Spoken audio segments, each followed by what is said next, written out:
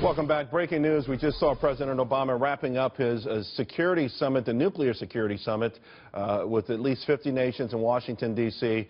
And one of the things that stuck out is when he was talking about Donald Trump and his frustration with Donald Trump and the way he presents and how important it is, the image, America's image, our image. My panel is back with me. I want to bring in Lisa Boothe right now. Lisa, you took some exception to that. Why? I did. I'm just so sick and tired of this righteous indignation that we see from President Obama. And this is something that's been with him and something that he has demonstrated throughout his presidency. He's talking about how the world perceives America on the heels of the Belgium attack, where Belgium saw the worst terror attack since World War II, and our president proceeded to go to a country that a president hadn't been in, I believe, almost 90 years, a country where people have been fleeing for the past 50 years under the Castro regime, and proceeded to attend a baseball game with a communist dictator, do the wave, and then dance the tango in Argentina. So my question to him is, what kind of message does that send the rest of the world, most specifically our allies?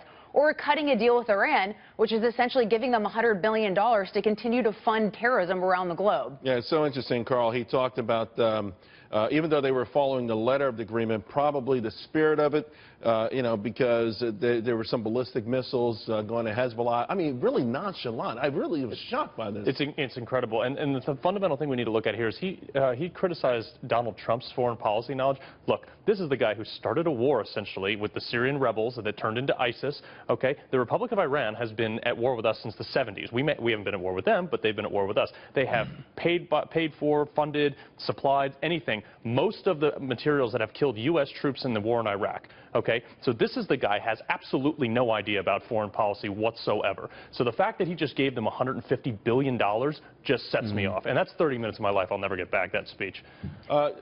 General Scales, your ultimate assessment of this, does it move anything forward? Do we get anything out of this, or is it just one of these other high-profile summits where world leaders get together and sort of talk about things that never really come to fruition?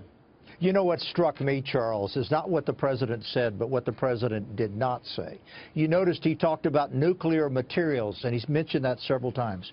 What he didn't talk about was a nexus between Russian Islamic terrorists, the Chechens in Central Asia and the former Russian Central Asian republics, and the possibility that not loose nuclear materials, but nuclear weapons may have been overlooked in the early 90s when the Russians exported their nuclear weapons. Can you imagine what a suitcase bomb, what would happen if a suitcase bomb stolen by the Chechens, passed ISIS, put into a shipping container, and taken to a U.S. harbor, what that might portend? And it was very interesting that he talked about materials, but he never really talked about the awful prospect of a real nuclear weapon being shipped to ISIS. Right. In fact, he did even admit to a degree that nuclear arsenals were expanding. Right. And for a brief moment, he talked about these small tactical weapons, which we know are beginning to proliferate the world.